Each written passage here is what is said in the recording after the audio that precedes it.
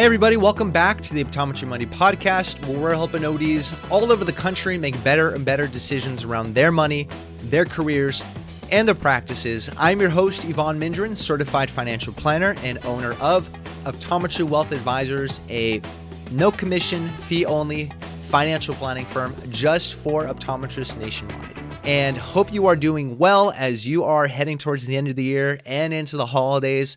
Today's conversation is going to be all about tax benefits and tax planning strategies for donating to charity. This is about the time of the year, the end of the year, where you may be receiving letters from different nonprofits or organizations in your area, or you are regularly donating to a different nonprofit that's important to you or to your church or wherever it is. Or maybe you're just thinking about what are some of the other tax planning opportunities you have as the year comes to a close. Today we're going to talk about the benefits, the basic benefits of donating to charity. What tax benefits do you get? And we'll talk about a short list of different tax planning strategies you should think about as you donate to charity. And all of the links and resources that I'm going to talk about here in the show, you can find in the show notes on our website at the Education Hub on our website, optometrywealth.com. along with all the other articles and podcast episodes we've put together. And we're doing a whole lot of end-of-year planning and end-of-year tax planning stuff and podcast episodes. So check all that out. And while you're there, feel free to schedule a no-commitment intro call. And we can talk about what's on your mind financially, and we can learn about how we help ODs nationwide master their cash flow and proactively plan around taxes and student debt, and how their practice finances impact the household and everything in between. And hopefully we can get that conversation started and get to work together in 2023. But with that, let's dive into our main topic today, tax benefits of donating to charity. And let's start with the basics. What are some of the tax benefits you get for donating to charity? And as I say that, I always want to highlight, I don't recommend doing something just for the tax benefit. If you are going to donate to charity, please do it because you want to donate your dollars to charity, because it's important to you, because it's an organization that you support and that's dear to your values. So don't do it just for the tax benefits. But that being said, there are tax benefits to donating money to charity. And the amount you can deduct depends on what type of organization you're donating to and what type of stuff you're donating, whether it's cash or investments or whatever it may be. So you do get a tax benefit in the way of an itemized tax deduction. And if you think about the basics of your tax return, of how taxes work, you always start with your gross income, which is essentially all income from almost all sources. You take out a few adjustments if they're there, and then you have your adjusted gross income. And before you apply those tax rates, you get to take one of two deductions. You get to take a standard deduction amount, a specific amount that everyone gets to take, or you can take an itemized deduction, which is piling up, listing out certain categories of expenses in your life and totaling them up. And you can take whichever of these two options is higher, whether it's the standard or your itemized. And those itemized deductions, that list is going to be your medical expenses if they are over 7.5% of your AGI. It's going to be state and local taxes. It's going to be mortgage interest from your home, and it's going to be gifts to charity, right? Those are going to be the main ones. So add all those up. Whichever of these two options are higher, you can take that deduction. So that's where these gifts to charity benefit your tax return as an itemized deduction. And today we're going to be talking about qualified charities. These are, in the IRS's terms, it's organizations that are set up for charitable, religious, educational, scientific, or literary purposes, or for the prevention of cruelty to children or animals, or churches, synagogues, or other religious organizations. So a lot of the main charities that you're going to see in your everyday life, not like private foundations or things like that. So we're going to talk about these qualified charities, and the amount that you can take as a standard deduction is limited based on what you're actually giving to that charity. If you are donating cash, you are limited to 60% of your adjusted gross income, right? So there's a limitation of up to 60% that you can take as a deduction, as an itemized deduction. And that's through 2025. After 2025, I believe it goes back to 50%. So that's with cash. If you're donating a long-term capital gain asset, which is an asset or investment that you've held for longer than a year, and if you sold it, it would create a long-term capital gain, you're limited to 30% of your AGI. If you're donating something that is an ordinary income property, so if you something you've held for under a year, or if you've sold it, would produce a gain that would be taxed like your salary and all of your other income. That's limited to 50% of AGI. And if you're curious to learn more about what long-term gains are and what short-term gains are, I just did a podcast episode about that specific topic. So I'll throw a link to that in the show notes. You can take a look at that and learn more about that. But there's a limitation that if you're donating cash, you can take a deduction for up to 60% of AGI. Long-term capital gain property is going to be 30% of AGI, and ordinary income property is going to be 50% of AGI. And if you're donating cash, rarely are you going to be getting up to that limit. I would question whether it makes sense from a tax planning standpoint to donate that much, but those limits exist, and those are generalities. There are a lot of different specifics about how that works, but those are the general rules. And if you're wondering whether the organization you're donating to is a qualified charity, a tax-exempt organization, you can use the IRS's tax-exempt organization search. And they have a tool there you can go to, and you can search for that organization. You can see whether it is or whether it isn't a truly qualified charity. So I'll throw a link to that in the show notes as well. Hopefully that's something that's useful for you.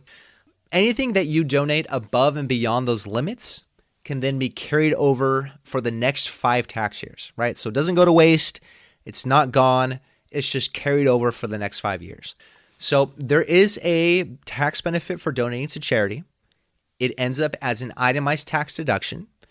And if you are a private practice owner, or if you are self-employed and you are thinking of donating through your business, so if you are a sole proprietor, or if you're an LLC, or if you are taxed as a partnership or taxed as an S corporation, if you donate through your business, that deduction is going to pass through your business and end up on your personal tax return too, right? So it's at the end of the day, it's going to end up through going through your business and landing in that same place.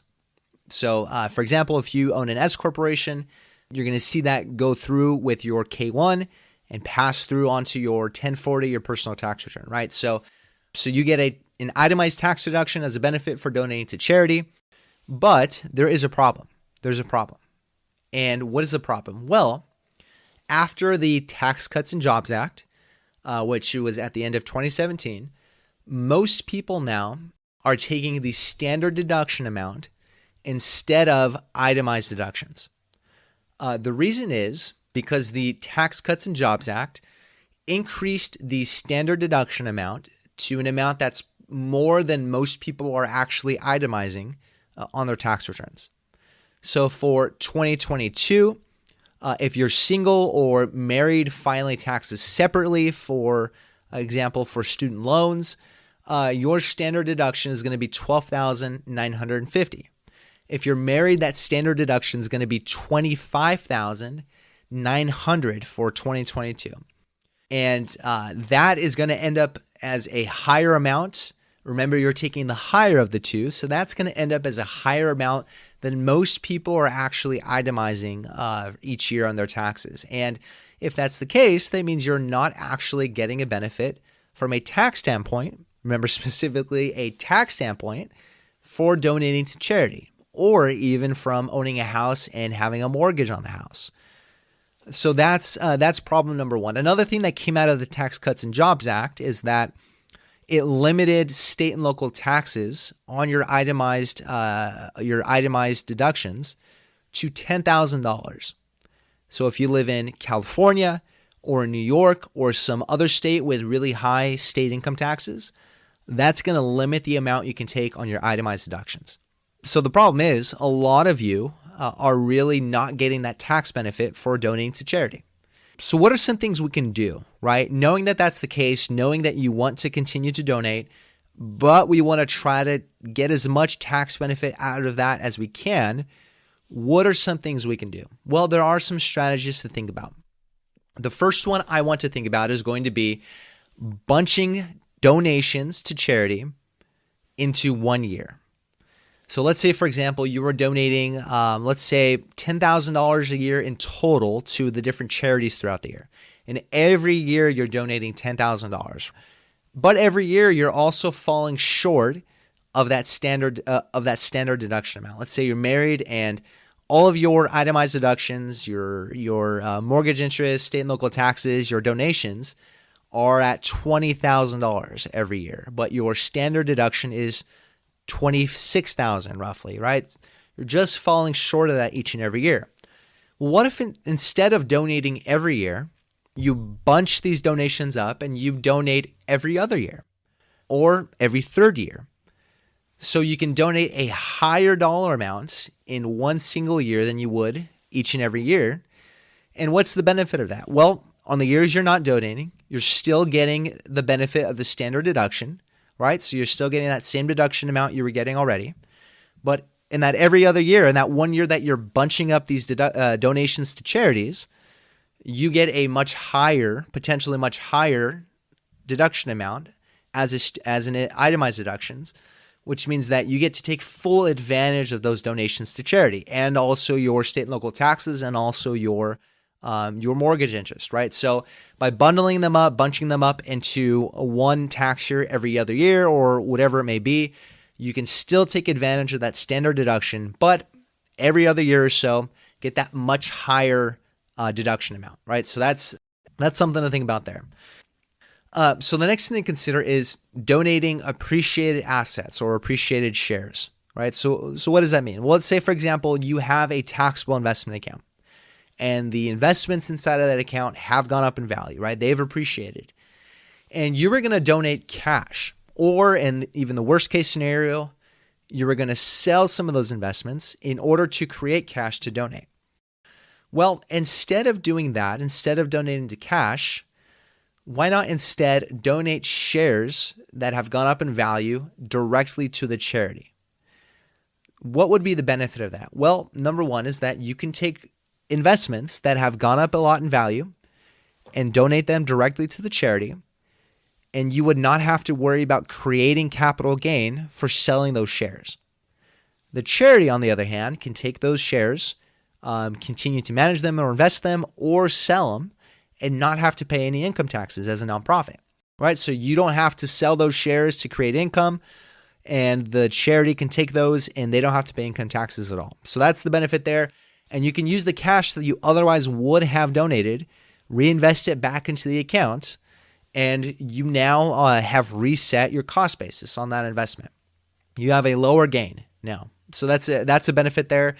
This can work especially well if you are needing to rebalance in that account. So let's say, for example, you have a mutual fund or ETF. You had a fund or a category that's much higher than you should have based on your investment portfolio, but you've hesitated to sell it and trim it because of the tax consequences.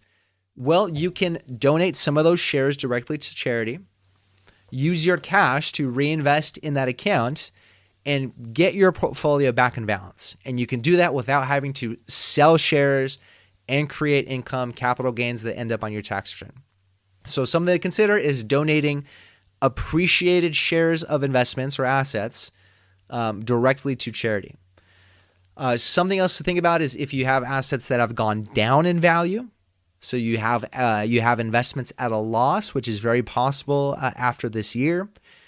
You don't want to donate those shares directly. You actually want to first sell those shares, book that loss for your own tax purposes, and then donate the cash directly, right? So keep an eye on if you have things for loss, you really want to actually instead sell those, take those losses for yourself. So that's something to take a look at.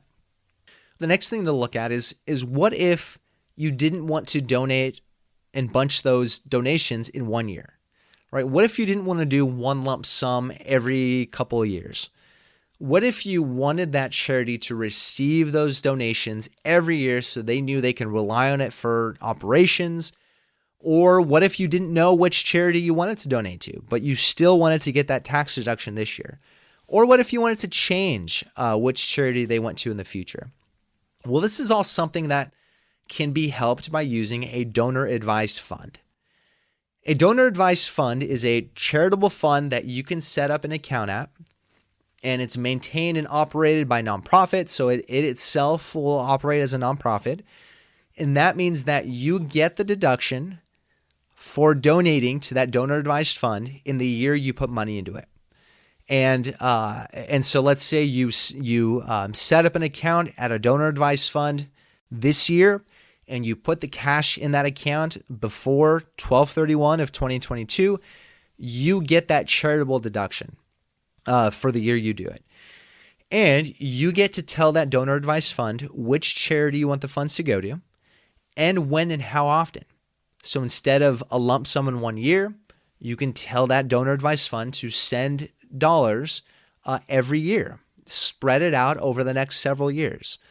You can also change charities down the road, or because funds in the donor-advised funds can be invested and can continue to be invested and managed, you can just wait and simply continue to have the funds grow and select a charity down the road. So donor-advised funds can be really great tools if you want to bunch your donations, you want to bundle them up into 1 year, but you want to spread out those donations over future years or change charities or just keep more control over where they want to go.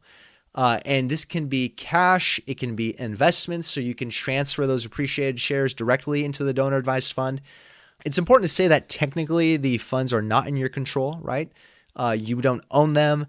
Technically, that donor-advised fund doesn't have to listen to you, but it would probably be not a great business practice to ignore the people using their accounts. So you're able to advise and suggest to that fund where it should go and how often. So those are pretty great tools. Donor-advised funds, something to think about as well. Next thing to think about is, it doesn't really have a direct benefit this year, but really down the road, is how do charities fit into your estate planning? There are ways to use estate planning to get a tax deduction this year as part of giving to different charities and nonprofits. You can take a deduction today for assets that won't actually be transferred to the charity until into the future. You know, for example, you can have an arrangement where you get to benefit or use a property or a fund throughout your lifetime, and the remainder goes to the charity at the end of your life. An example, that's like a charitable remainder trust, or you can do that by deed or something like that. But that's usually more complicated planning that doesn't really apply to everyone. And you should have careful conversations with your own professional team, your attorney and tax pro and your financial advisor. But for this conversation, I just want to think more generally and broadly about where charities fit in with your estate plan, if they do at all. They don't necessarily need to. But if you do have charities, whether it's your church or some other nonprofit or organization, if you do have charities as a part of your estate plan, be mindful about which assets those charities are actually getting versus like your heirs, your kids, or whoever that is. For example, if you have different types of assets, you may have a pre-tax retirement account, you may have a Roth retirement account, you may have a house, you may have a taxable investment account, life insurance proceeds, maybe you own a private practice, some real estate, right? You have all these different types of assets. You have some going by beneficiaries, some are in a living trust perhaps. You want to think about, are the right assets going to charity versus are the right assets going to your heirs? One example, this is something I see is you may have a nicely built up pre-tax retirement account, like your 401k or something like that, right? And you may have a Roth IRA, and you also may have some life insurance proceeds. Well, something I see is that sometimes a living trust will name a charity as a beneficiary, And that living trust is going to have like your residence and your life insurance and different things like that, those after-tax assets. And then your pre-tax retirement account, like a 401k or traditional IRA, your kids are named as beneficiaries. Well, you want to think about that at some point. You want to make sure that, and really talk with your professionals to see, well, does it make sense to instead name the charities as a beneficiary on your pre-tax retirement account and have your kids get the full benefit of those after-tax assets, like your life insurance proceeds and your house and taxable investment account and other things like that? And the reason that might make sense is that, again, that charity can take that pre-tax retirement account, use those funds, and not have to pay any tax on it. Whereas if your children were to inherit it, they would eventually have to pay tax on it. It would be taxable income to them, whatever they're withdrawing from the account. And after-tax assets like your house or taxable investment accounts, the basis steps up to whatever the value is at your death. And essentially what that means is that any gains are wiped out. And so they can take and sell those assets immediately, right away, and maybe not have any taxable income from that. And life insurance, as you probably know, is going to be tax-free already. So just think about, as a part of your overall estate planning, whether charities should fit in, where do they fit in, and are they getting the right assets? Does that make sense? And that's part of a larger estate planning conversation that you should have really regularly ongoing throughout your lifetime. One last thing I'll mention is qualified charitable distributions. And this is probably that something that no one listening to this is going to take advantage of. But I do feel like no conversation around charitable giving is complete without mentioning this, at least. So what a QCD is, a charitable qualified distribution, is that if you are age 70 and a half or older, you can send funds directly from your pre-tax retirement account, your traditional IRA specifically, and send it to a nonprofit directly. And the amount that you send directly from your traditional IRA over to that charity is not taxable income. Not like it would be if you withdrew the funds and then gave it to the charity, right? So that's a qualified charitable distribution, sending funds from your pre-tax traditional IRA directly to the charity. And when you get to age 70 and a half or later, you can do up to $100,000 of that per year. The biggest benefit I see there is that when you get to the years where you have to start taking required minimum distributions from those pre-tax retirement accounts, at age 72 or later, as of today's laws, those QCDs actually satisfy those required distribution amounts. So you don't get a deduction from it on your itemized deductions, but it's essentially acting like a deduction because you don't need to withdraw the funds from the accounts, and it doesn't show up on your tax return. So that's something to consider as you're getting to that age in your life, is a qualified charitable distribution. So one last thing to mention here is that, okay, we're planning for charitable deductions, right? You're getting a deduction from your income. You can pair charitable distributions or charitable contributions. You can pair your donations to nonprofits with other items of income to offset it. So let's say you want to do a Roth IRA conversion, right? You want to transfer funds from a pre-tax retirement account over to a Roth IRA so that those funds will continue to grow tax-free in retirement as long as the rules are followed. All of the growth can be withdrawn tax-free. Or maybe you can do this in your 401k, right? Let's say you want to do that. Well, you can make an especially high donation to charity in that year, in that same year that you do Roth IRA conversions or Roth conversions in the 401k, right? So you can pair these two together to sort of proactively do some tax planning there on your investment side.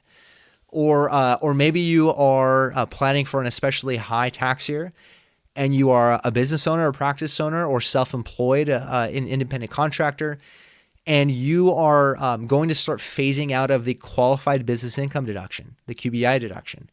Maybe your taxable income is going to get too high. So you can use a special donation to charity within that year to sort of bring your taxable income down and increase that QBI deduction, right? So you can you can use these charitable deductions in order to offset other particular income items or other particular planning items. So something to keep in mind. And the reality is tax planning, whether it's donations to charity, whether it's planning to purchase assets or equipment in your business and wondering what you should do with that deduction, whether it's converting Roth conversions, whatever it is, tax planning needs to be thought about throughout the year.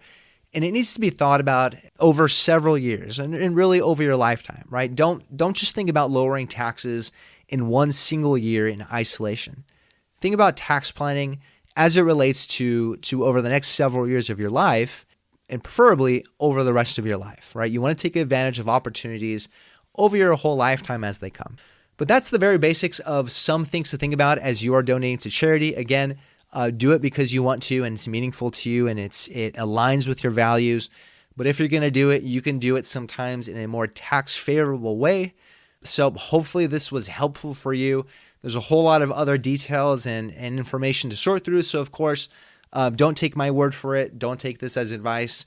Go talk to your own financial advisor and your tax pro and attorney where it makes sense and get their guidance on this. Look through your own tax projection, do what makes sense. But hopefully as we get to the end of the year, that is helpful. If you have any questions on anything I talked about today, of course, send me an email, Evon, E-V-O-N, at optometrywealth.com. Or if you have ideas or topics for future episodes, reach out to me as well. And with that, wish you all the best for you and your family and your practice and everyone else in your life. As we get to the holidays, happy holidays to you. And Happy New Year as we get towards the new year. With that, we'll catch you on the next episode and take care.